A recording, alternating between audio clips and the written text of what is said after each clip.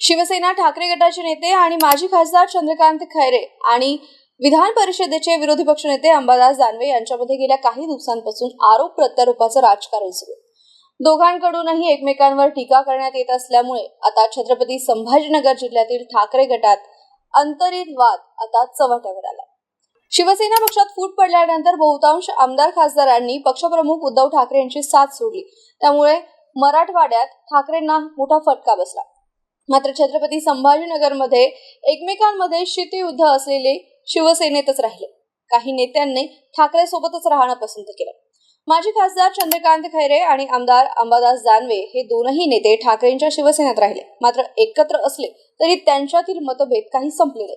संभाजीनगरमधील एका कार्यक्रमात चंद्रकांत खैरे यांना निमंत्रण न दिल्याने त्यांनी संताप व्यक्त केला आणि अंबादास काड्या करतो त्याची तक्रार मातोश्रीवर करणार असल्याचं त्यांनी म्हटलं होतं. त्यानंतर लगेचच खैरे मातोश्रीवर पक्षप्रमुख उद्धव ठाकरे यांच्या भेटीला पोहोचले आणि आमदार अंबादास दानवे यांच्याबद्दल ते तक्रार करणार आहेत. पण दोघांमध्ये नेमकं काय चर्चा होणार याकडे राजकीय वर्तुळाचं लक्ष आहे. तर दुसरीकडे पक्षप्रमुख जे बोलतील त्या सूचना पाळू अशी भूमिका अंबादास दानवे यांनी मांडली आहे.